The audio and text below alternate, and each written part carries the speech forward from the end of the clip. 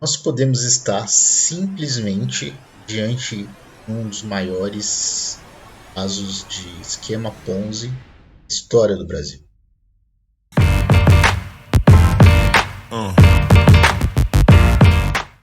Eu digo isso falando em hipótese, tá? Deixar muito claro aqui que ninguém está imputando crime a outra pessoa ou acusando qualquer pessoa de cometimento de qualquer crime. O que nós estamos dizendo, existe a possibilidade.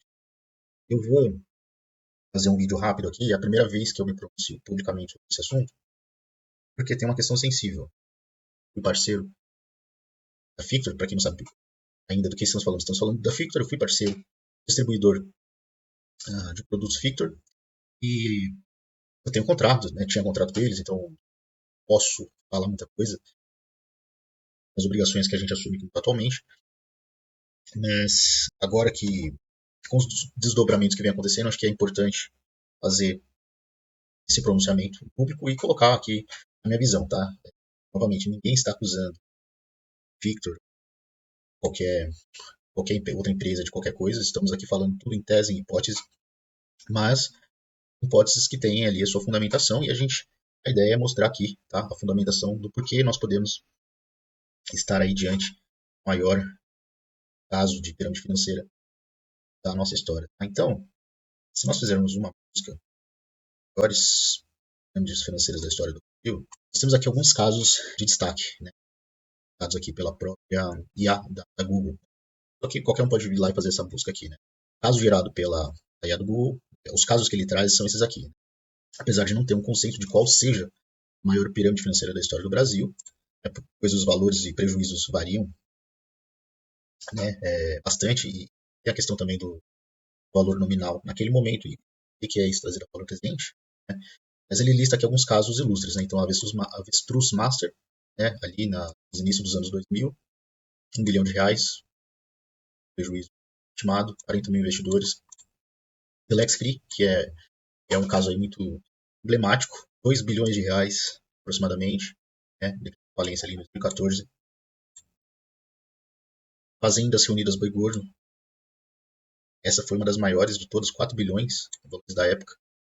Isso aqui aconteceu ali nos anos 90, isso dos anos 2000. Né? E ele lista aqui mais recentemente o caso Master, R$ 50 bilhões. Ninguém está acusando o Master aqui de ser pirâmide, estamos apenas colocando aqui o coisa que veio na busca, o próprio Google. Né? Mas se o Google vê assim, né, quem somos nós para falar diferente? Então, enfim, temos aqui alguns casos icônicos. Né? O que eu queria colocar como hipótese, de novo, estamos falando em hipótese, ninguém está acusando de cometimento de qualquer crime, dizendo que tal coisa é um golpe, é um crime, ou é qualquer tipo. O que nós estamos fazendo é falar em hipótese. Estou falando em hipótese, queria falar de mais um caso aqui que nós temos, que é mais recente e que é emblemático, onde existe a possibilidade. Tá? Estamos falando em possibilidade, ninguém está dizendo que é ou não é. Né? Mas de estarmos falando de crimes aí contra o sistema financeiro e a economia popular, existe a hipótese, né, de estarmos falando aí de esquema Ponzi. Né? Tecnicamente existe uma diferença entre pirâmide financeira e esquema Ponzi. Ambos são fraudes financeiras, né, que usam captação de recursos, mas o esquema Ponzi ele se traveste de um tipo de investimento. Você acha que você está investindo em alguma coisa, na prática o que você está fazendo é colocar o seu dinheiro em um esquema ali que não tem investimentos reais por trás. Né? O caso Madoff nos Estados Unidos é o caso mais icônico e mais clássico, que é o esquema Ponzi. Você tem ali uma gestora de recurso e fingia que fazia investimentos para os clientes, dava resultados extraordinários. Não existiam as operações que ele falava que fazia, tudo inventado. E aí, enfim, ele enganava as pessoas e conseguia trazer muitos recursos de muita gente, recursos virtuosos, para dentro do esquema dele. Isso é o esquema Ponzi. A pirâmide ela é muito parecida, com a diferença que para ela crescer, ela depende sempre da entrada novas linhas ali da pirâmide, né? Novas camadas abaixo. Então você sempre tem que ter as pessoas trazendo mais gente. No esquema Ponzi você depende desse crescimento? Depende, mas você não tem o foco ali da pessoa trazer. A pirâmide financeira, geralmente, a pessoa que entra ela é paga para trazer outras pessoas. né? Um esquema muito próximo do que tem de venda direta em um sistema multinível, né? Venda multinível.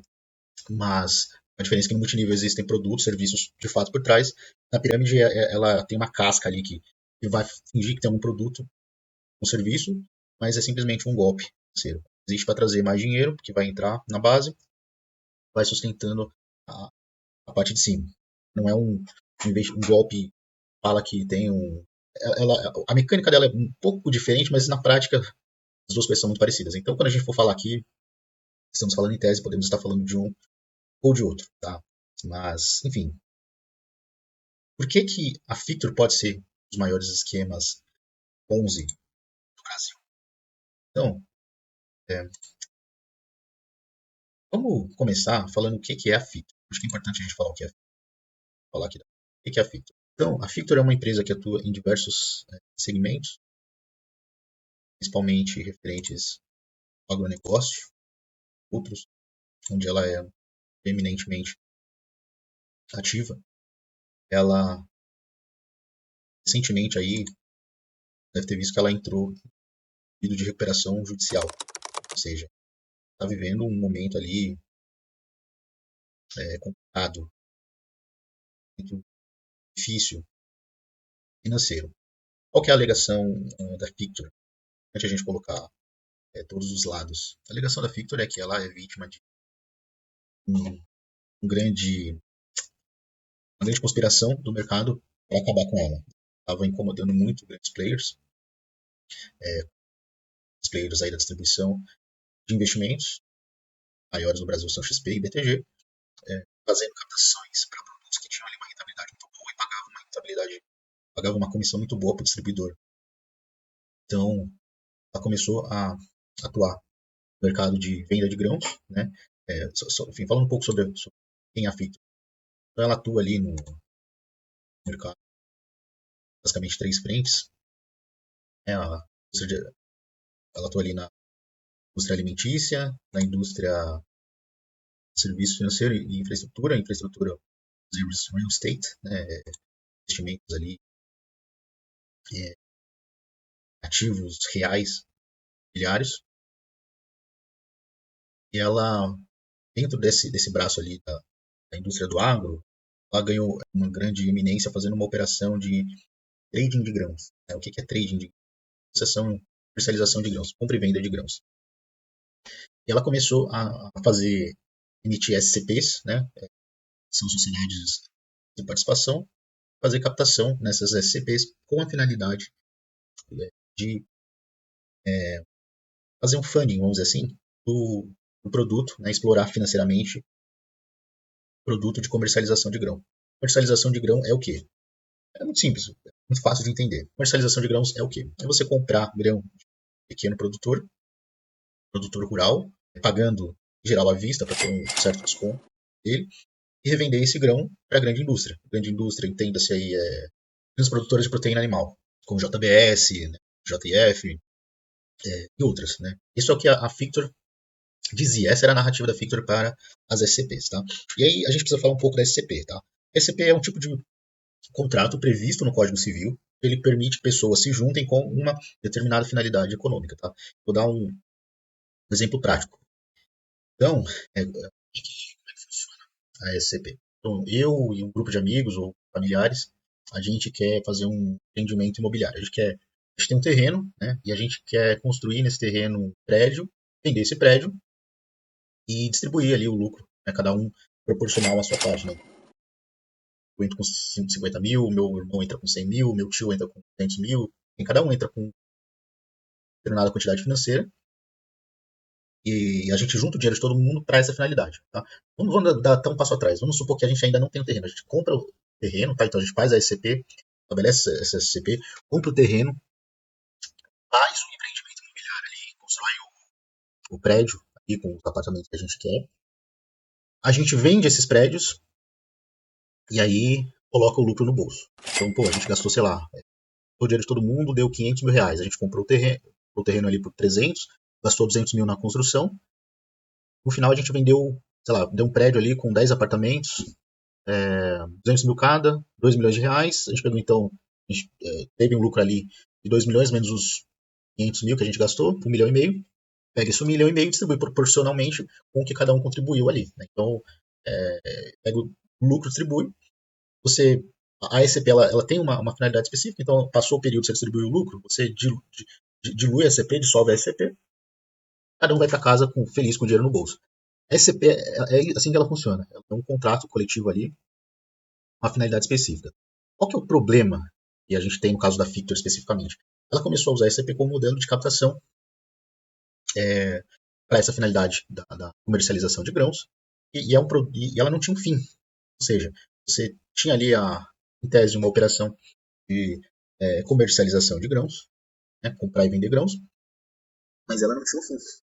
Era como se fosse um contrato ali para um negócio eterno. Né?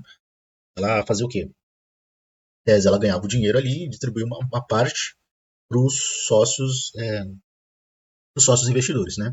Um ponto importante falar na SCP. Na SCP você sempre tem duas figuras, o sócio ostensivo e os sócios investidores. O sócio ostensivo é o responsável pelo expertise do negócio, então pô, você vai ter um cara ali que ele entende a questão, no nosso caso ali, do empreendimento imobiliário, o cara sabe procurar terreno, achar um terreno bom, construir, ele tem o contato das construtoras, tem todo o know-how de, enfim, de fazer o negócio, né? Você tem os sócios investidores. A Fictor, em tese, na SCP dela, ela seria o sócio ostensivo, ela tem o know-how de fazer ali a comercialização de grãos. Os sócios investidores colocariam dinheiro ali para ter para participar desse negócio de grãos. Ela pagaria dividendos de forma recorrente, né, de forma mensal, semestral, em alguns casos quinzenal, né, cada 15 dias, a depender da mercadoria que ela comercializava. Tese, né? Então tinha milho, café e soja, se não me engano. Aí, se eu não me engano, o milho era mensal, café era semestral e a soja quinzenal. Eu acho que é isso, tá? Pode estar errado, mas enfim, a lógica é essa. Qual o problema da SCP da Fictor? Ela não tinha ela não terminava. Você tinha ali um modelo, você usava captação, e ela começou, a SCP ela deveria ser uma coisa ali privada para um grupo muito fechado. Começou a ter muita gente participando do negócio da Fictor. E ela começou a recrutar muitos assessores, né, de escritórios de investimento para fazer ali ato de captação. Então havia escritórios, tinham um contrato Victor, onde seus assessores poderiam distribuir o produto, e havia assessores, tinham um contrato com a própria Victor, independente do escritório. E aí onde a Victor entra a narrativa dela que ela foi vítima do sistema. Muitos assessores da XP e BTG começaram a se plugar a Victor. Houve um movimento, obviamente, de reação distribuidoras, né, falando XP e BTG, contra a Victor, porque na prática ela estava concorrendo com o XP e BTG, os clientes estavam tirando recursos das corretoras e dos bancos para colocar na Victor. E aí ela incomodou, né, falando a narrativa da Victor, colocando no lado dela. Ela começou a incomodar demais. Quando teve a exposição do Banco Master, todo mundo viu que a Victor tentou comprar o Banco Master por caro. O Banco Master ali que na nossa pesquisa apareceu como a maior pirâmide financeira da história do Brasil. E quando houve esse movimento, foi assim, é uma coisa tragicômica, né? Porque no dia que a Victor anunciou a compra, ela anunciou, assim, dia 17 de novembro, mais ou menos, ali no final da tarde, 17h30. Na mesma noite, o Daniel Vorcaro foi preso. Umas horas depois, sei lá, 9 horas da noite, ele foi preso. Na mesma noite, assim, questão de horas. Aí no dia seguinte saiu o anúncio na toda a mídia da prisão do Vorcaro, né, que ele estava saindo do país, em tese indo fazer a venda da empresa dele. A Fictor não ia comprar sozinha, ela ia comprar com um consórcio ali. Ficou claro quem era esse grupo. E aí começou a ter uma saída massiva dos clientes das SCPs. Né? Já vinha acontecendo esse movimento de saída, tese antes, por causa das penalidades que as distribuidoras, né, a XP principalmente, estavam colocando aos escritórios. E assim, isso é público, tá, gente? Eu tô falando aqui não é nada confidencial. Né? Assim, não é uma coisa que se falava abertamente. Mas quem tem contato com sócios, donos de escritório, eu tenho contato com vários donos de escritórios, principalmente da rede XP, tanto de amigos quanto de. Enfim, fui assessor da rede XP, você acaba tendo contato com algumas pessoas. A XP, de fato, só penalizar, descredenciar quem tivesse vínculo. E assim, isso não se falava oficialmente, mas O que se dava a se entender que existia ali uma questão de possível pirâmide financeira, tá? Não tô acusando ninguém da XP de nada, e nem da Fictor, nem de lugar nenhum. Só tô dizendo, colocando alguns fatos aqui. A gente falou, toda a fundamentação da Fictor estava na operação de agro, correto? Essa era a narrativa. Durante todo o ano de 2025, a Fictor fez captação de recursos para essa operação de comercialização de grãos. Não é um dado oficial, mas estima-se que algo próximo a 2 bilhões de reais foi captado durante o ano de 2025.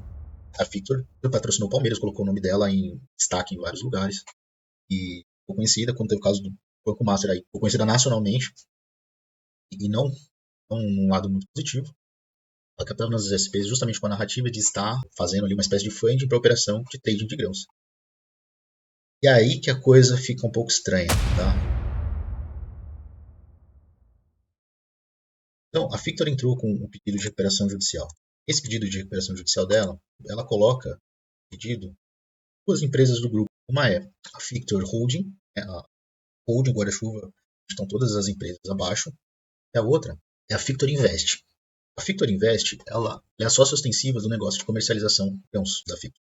Então, o que acontece é que ela seria a empresa que tocaria a parte da comercialização de grãos. Me chamou muito a atenção quando saiu o primeiro laudo da consultoria designada pelo juiz da causa da recuperação judicial da Fictor, assim que ela fez o pedido. Então, como é que funciona o processo de recuperação judicial? Você entra com o pedido, o juiz analisa se vai aceitar ou não, mas para subsidiar a decisão dele aceitar ou não o pedido, ele se baseia em algum laudo técnico de alguma empresa especialista para fazer análise se aquele pedido ele é válido ou não. Né? A empresa que fez o laudo, a Laspro, ela fez visitas em loco diversos sites da Fictor. Deles foi justamente a subsidiária de comercialização de grãos, que é a Fictor Agrocomércio de Grãos Limitada, situada no estado de Goiás. E aí, o que tem de interessante foi constatado pela empresa que fez a diligência? Bem, chegando no prédio, Victor, eles não conseguiram encontrar a empresa. Quer dizer, eles encontraram ali o prédio, mas o que tinha lá? Basicamente nada. Ó, não foi constatada a existência de estoque, produtos, mercadorias ou consumo interior da sala diligenciada. Além disso, conforme informações colhidas no local, a atividade empresarial teria deixado de ser exercida há aproximadamente um ano, existindo no presente momento qualquer operação em andamento. Tá? Isso aqui foi o ponto que me chamou muito a atenção, o laudo da Laspro.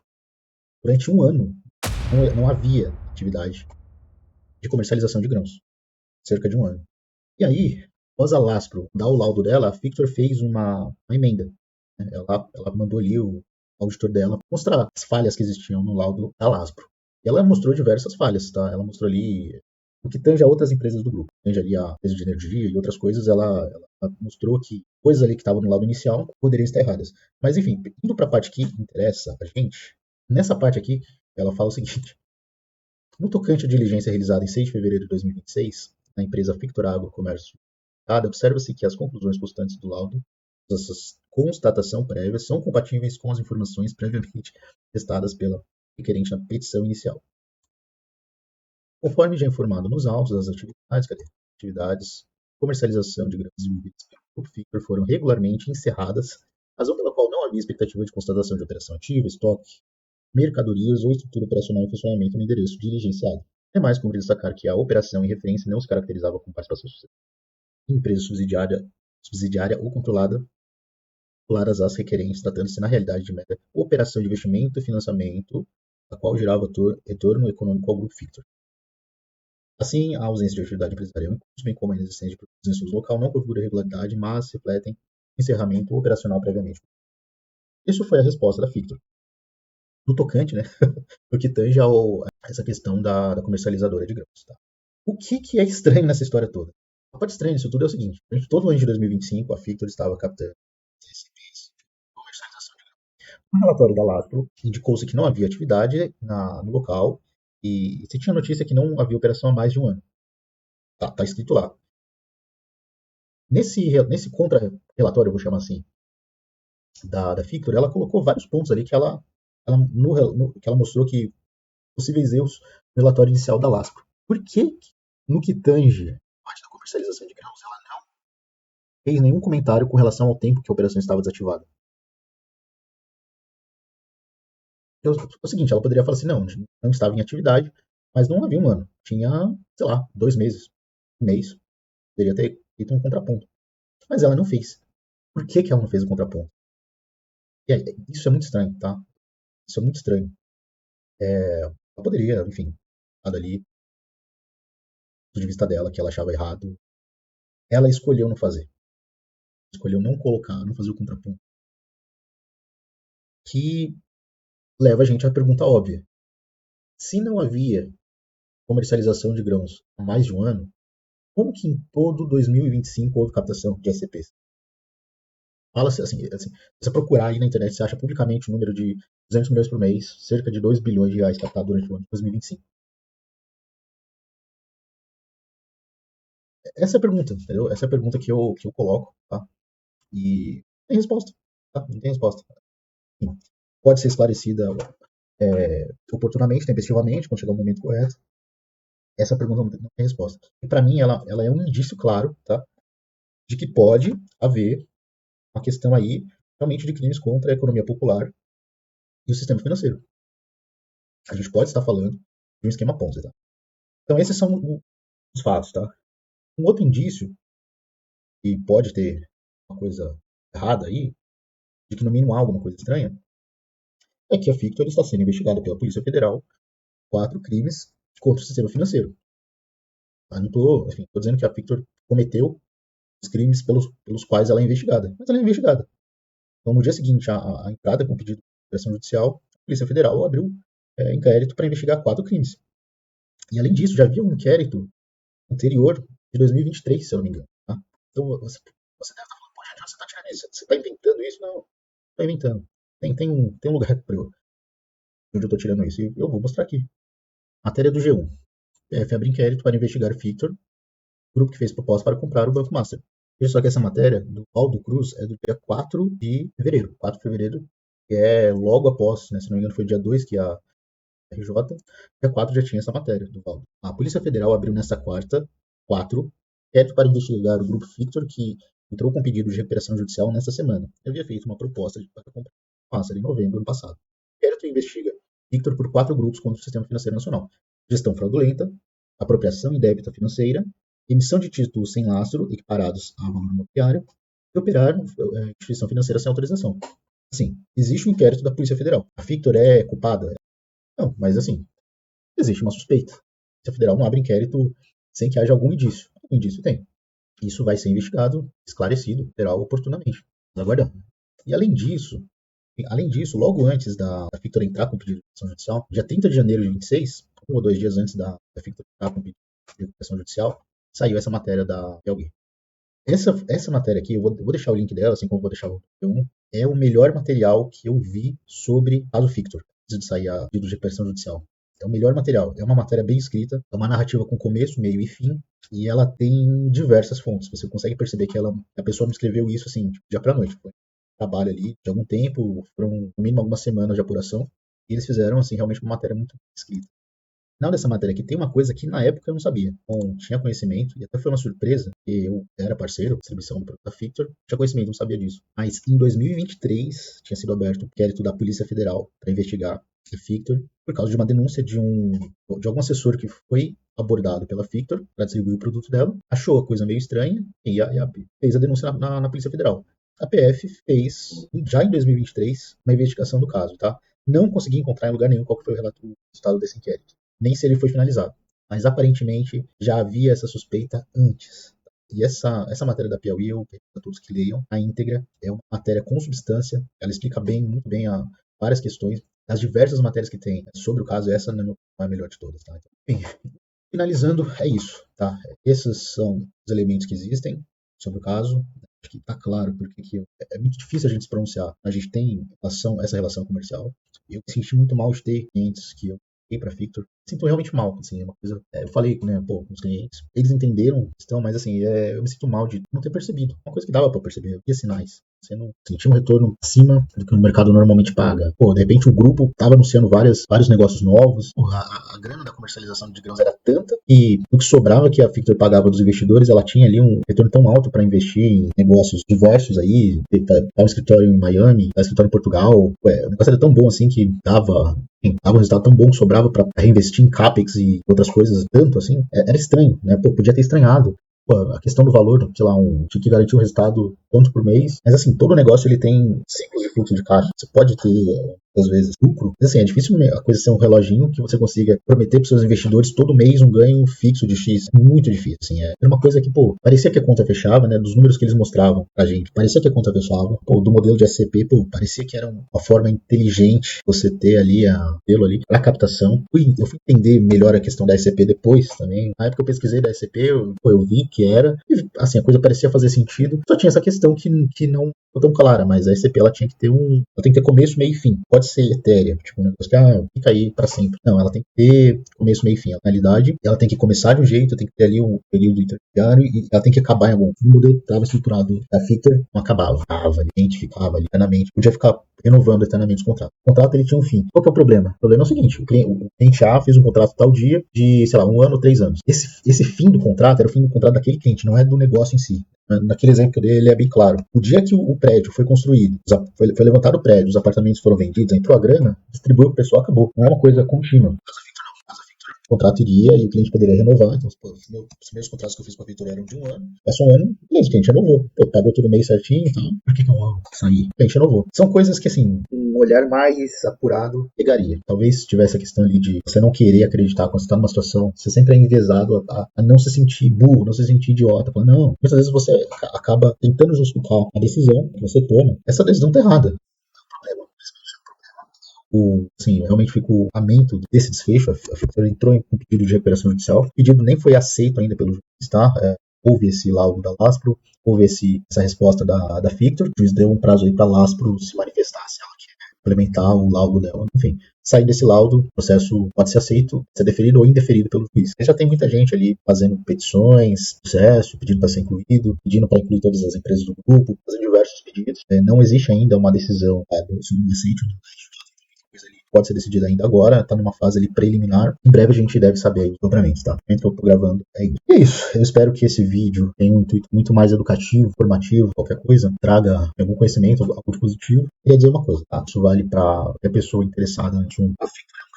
Mas não é o único, tá? Existem outras empresas, que têm usado exatamente o mesmo artifício da Fictor para fazer captação de recursos. Tudo que eu apurei até então mostra que é exatamente o mesmo modelo da Fictor, só com uma roupagem diferente. Vai falar que é para comercialização de grãos, trading de grãos, vai falar que é para outra finalidade, mas exatamente a mesma mecânica, com autopagamento tanto para o cliente quanto para o distribuidor. Quanto para o distribuidor, quanto para a camada ali entre o distribuidor e a empresa que está fazendo, um recrutador de distribuidor, tá? A gente pode estar diante de outros casos de esquemas Ponzi, pirâmides financeiras e profissionais da área, incluindo eu, de olho aberto para isso, tá? Tomar muito cuidado. A gente vive de ação, nosso cliente precisa de confiança. Os clientes que eu trouxe, levei a Fictor, eles foram confiando em mim, isso é uma coisa que realmente me deixa muito mal. Eu revi, tá? Estou revendo e estou revendo coisas do meu processo pessoal. Algumas coisas que chegam para mim na minha decisão, parceria, eu vou simplesmente, tem como ter coisa parecida com a Fictor. Erro que eu cometi uma vez, eu não vou cometer a segunda. Agora, continuo achando que tem que fazer, tá? Tem que existir, um pouco tópico, né? Existir no mercado descentralização da distribuição. E tem que haver autonomia tanto para os profissionais, essa indústria, quanto para os escritórios que vão ali em parceria. Caso distribuído, o movimento está acontecendo. A transparência para o cliente tem sido uma bandeira, tanto na regulação, quanto na autorregulação, quanto na autoconsciência do mercado, tá? Mas enfim, isso é um outro assunto. Eu ia falar agora, eu falo que eu queria deixar registrado aí. Espero que realmente traga ajude de alguma forma, né? Investidor, profissional de investimento, todo mundo participa dessa cadeia. Os reguladores, os responsáveis pela supervisão. Espero que esse caso seja uma lição no mercado. Espero que os clientes não saiam prejudicados. Eu espero muito que os clientes não sejam a parte por tudo. E é isso. Espero que esse vídeo tenha trazido positivo. Quem gostou, se agregou alguma coisa para alguém, peço um like. Escrevo tudo que acha que faltou de informação que eu trouxe a mais que eu deveria ter trazido. É isso, obrigado a ti, até o próximo.